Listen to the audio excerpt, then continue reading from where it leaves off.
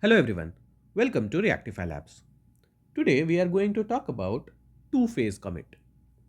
And before we start, what two-phase commit is and uh, what are its features, why do we need it, practical applications, let's understand why we need two-phase commit. What was the problem with the earlier approaches or existing approaches that we needed two-phase commit? Okay, so distributed systems, we have multiple nodes. Okay, and let's say we have data here, data called D, which is replicated in every system. Okay, now this data got updated. Let's say D became D1. Now all of these need to become D1, right? This is what the expected state is. But what happens is, once it sends that okay, everyone become D1, this became D1, this became D1, and here there was a power outage and they were off and they were not reachable, so they could not become D1. Now, when somebody queries this node for this data, it gives D1, and for this node, it gives D. There is an inconsistency, and to handle this inconsistency, we needed two-phase commit. We had to make sure that all these nodes hold the same value, and to make sure of that we had to make sure that all nodes are in agreement. All nodes agree that yes, we have to update this value, or yes, we do not have to update this value. It's fine if none of these get updated. If all of them are D, it's fine, so that when you query, this also gives D, this also gives D, but it should not be inconsistent. Either give same value, correct value, or give an older value. Just don't give incorrect value. Don't give two values at two places, right? Nobody trusts a person who says one thing to one person and other thing to the other person. He is termed as a liar, and your system will be called a liar if you do this. So to maintain consistency, we needed two-phase commit. Okay, now that two-phase commit uh, reason of existence is known, let's talk about the theory. What is two-phase commit? Two-phase commit is a protocol used for ensuring the consistency and atomicity of distributed transactions. So I'll write it down. A protocol used for ensuring the atomicity and consistency.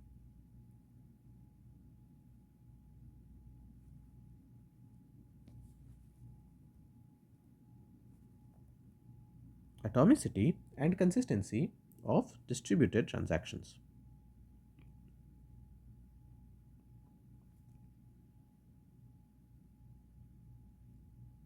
Okay, it involves a coordinator.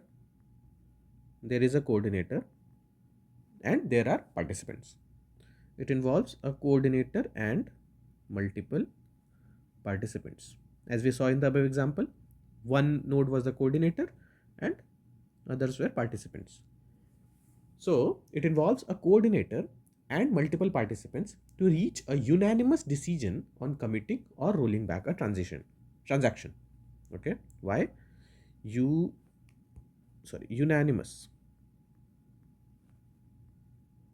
Unanimous decision on committing or rolling back a transaction. Committing or rolling back a transaction. That's what I said. Either commit or roll back everything. Don't keep the system inconsistent. One system has one value, other system has some other value. Don't do that. Okay. Either commit everything or roll back everything. So in distributed systems, transactions involve multiple nodes. Okay. And ensuring their atomicity and consistency is challenging, right? This is the part which is challenging. So two-phase commit addresses this challenge by coordinating actions across all participants. What it does?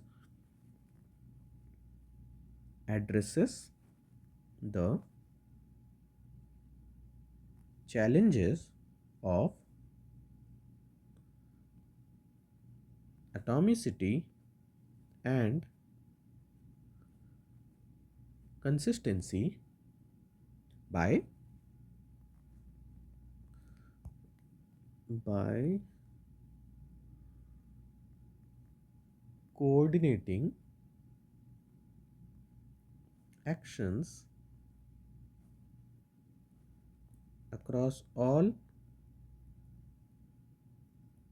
participants.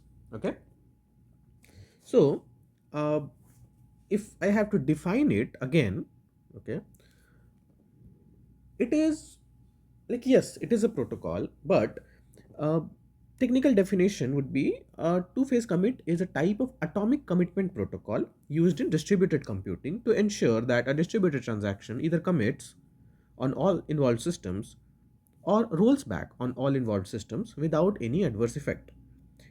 Okay, yes, it is technical definition, but we don't need to remember it. This is fine for our understanding. It's a protocol used for ensuring the atomicity and consistency of distributed transactions. It is good enough. It is enough for us to understand. It is enough for us to convey our information to anyone, convey what our understanding is. And if somebody asks, you can just give them an example of how it works. I'll talk about this later. Okay. Okay. So I have used a term distributed transaction here. Some people may ask, what is a distributed transaction? So let's talk about it. What is a distributed transaction? Distributed transaction is distributed transaction. Actually, it's a kind of transaction which involves operations operations that span multiple nodes or databases. That spans multiple nodes or databases. Maintaining consistency across these distributed systems require careful coordination. We need a careful coordination, right? Challenges, there are challenges which come with it. And what are those challenges? Challenges include ensuring that all nodes agree on the final outcome of the transaction, even in the presence of failures and network partitions. You remember CAP theorem?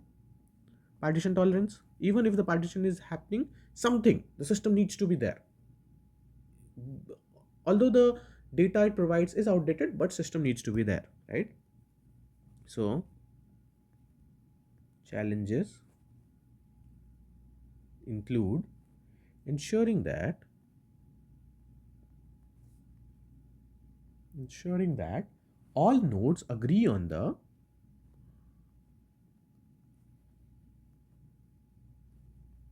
all nodes agree on the final outcome of a transaction. All nodes must agree on the final outcome of the transaction, even in the presence of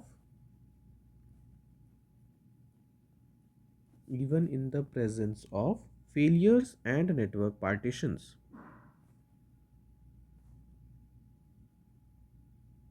Failures and network partitions. It is easy to get confused here that even in case of failures and network partitions, all nodes will get updated with the latest value. It's like some kind of magic. But no, even in case of failures and network partitions, all nodes agree on the final outcome of a transaction. It is possible that final outcome of transaction may be a failure, right? So even on that, everybody needs to agree that yes, we have not yet updated the recent value, the latest value. So you will get a stale data. That's it, right? Okay. Now the question is, why do we need a transaction coordination? Hmm? Transaction coordination. The question is, why do we need that? In distributed transactions, it's crucial to coordinate the actions of all participants to ensure that transaction is executed atomically and consistently. Okay? Why transaction coordination? To coordinate, or actually write everything in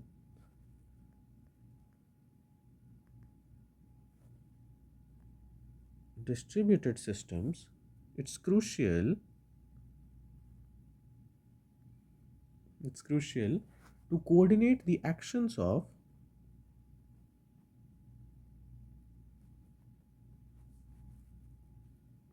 to coordinate the actions of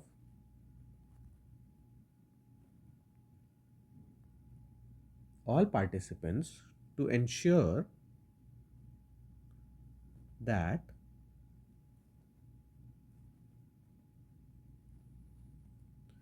the transaction is executed atomically and consistently.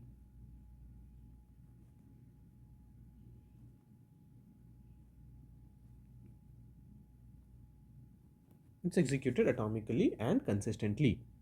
And if there is no coordination, there will be a risk of inconsistencies and partial updates across distributed nodes, as I talked about in the beginning. Okay, great. Now let's talk about the different phases of two-phase commit. So as the name suggests, it has two phases, right?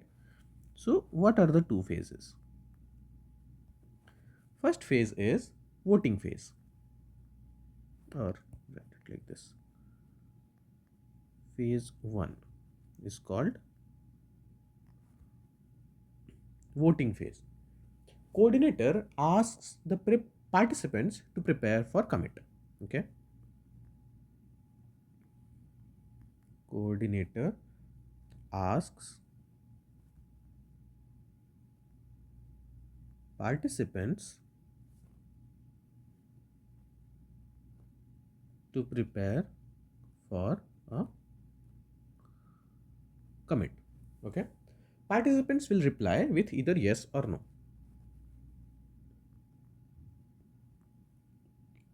Participants reply with yes or no. Okay.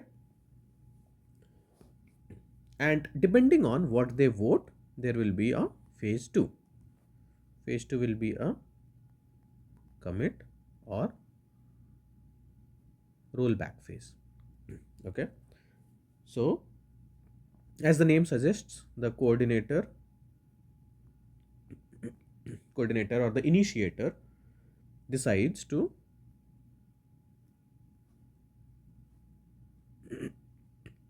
commit or rollback. Okay. And whatever decision the coordinator takes, participants execute that. Participants execute the decided action. Okay. So let's understand with an example. So let's say this is a list of nodes. Okay. All have same data D. And this one is a coordinator. Okay. So this one updates its data to, let's say, D1. Okay. Now it has to convey the same information to everybody. So it asks them, are you ready? Are you ready? Are you ready? Are you ready? Are you ready? Let's say all say yes. Yes. Yes. Yes. Yes. Then they will say, it will know that yes, everybody is ready, everybody is available. So it will say, okay, just write D1 to yourself. Okay. And everyone will get committed. Next, let's say it gets updated to D2. Again, it asks everyone, are you ready? Are you ready? Are you ready? Are you ready? Let's say this one says yes. This one says no. This one says yes. Yes. Yes. So one person said no, right? One node said no. It means even if it updates everything else, this one still have an inconsistent value or partial update in the system, in the whole distributed system. So it will say, okay, don't, means nobody will commit actually. Okay. So it here, okay, I missed something here. So once everybody said yes, when everybody replied, so what it did was it said commit. Okay. It asked everyone to commit. Now it sees that okay, it's not ready, this is not ready, so it will say rollback. Okay. So everyone will just roll back, like no update will be there. Okay. After some time, it will again ask them, okay, are you ready? Are you ready? Are you ready? Are you ready? Are you ready? And until everyone says yes, it will not update. Okay. Great. That's it. Now, there is one more thing. If you see this coordinator, it will have the updated data. Coordinator will have the updated data. So it's like that master slave architecture where coordinator is the master and everybody is a slave. It's the job of the coordinator to update all those other slaves, but it will have the latest data and will keep on holding it. Let's say before updating, this data gets updated to D3. Now it knows that that data was stale, right? So it does not need to update it anymore. It will just go and update the latest data, which is D3, asking everybody. Everyone said yes, and it updates everyone to D3. That's it, right? Great. Is there any drawback for this? Yes, there is one drawback, but it's a very good method. Drawback is, first, everybody needs to answer. Okay. Let's say once everybody replied yes, and before this step could happen, in this, somewhere in between these two steps, one node goes out. Then what happens in that case? This cannot be updated, and it will still be considered a partial update, and there will be inconsistency in the system. Yes, it is there. And for this we have a three-phase commit, and there are other approaches as well, in which like about which I'll talk in further videos. But for this video, it's only about two-phase commit, and the problem that I discussed in the beginning, it solves that problem, so we are good with this. Okay. So again, to reiterate, in phase 1, coordinator collects votes from participants. In phase 2, the coordinator decides the final outcome based on the votes and instructs the participants or the slave nodes accordingly. Okay, great. What are the advantages? What are the advantages of two-phase commit? It guarantees that all participants agree on the final state of the transaction. Okay. So basically, data integrity. Data integrity is there. So it guarantees that transactions are fully carried out. Actually, I'll not write. You know, you know what data integrity is. So I'll just say. So it guarantees that transactions are fully carried out or not carried out at all, thus protecting the integrity of the database. Second is synchronization. It keeps data synchronized across the distributed system. And fault tolerance. Enhances system reliability by handling failures during transactions. So, okay, let's talk about some of the challenges, because if something has a pro, it will have a cons, right? It will have a con, not cons. So let's talk about the disadvantages.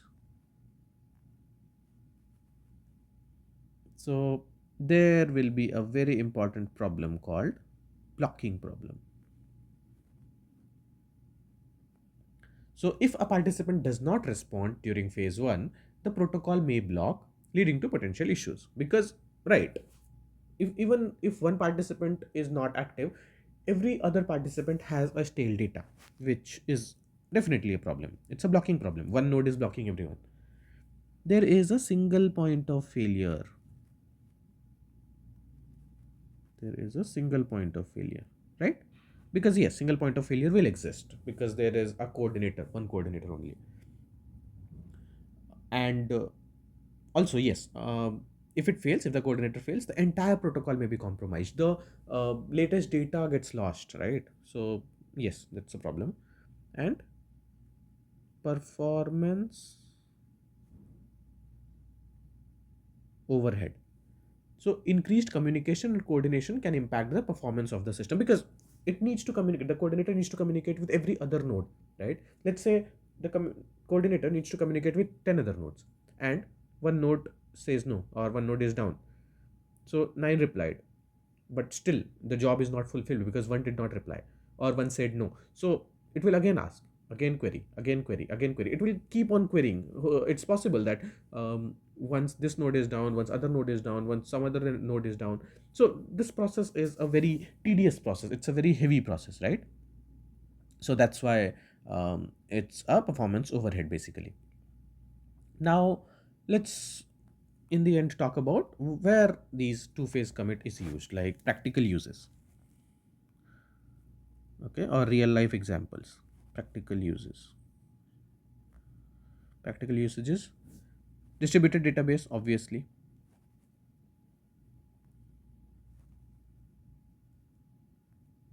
Distributed databases.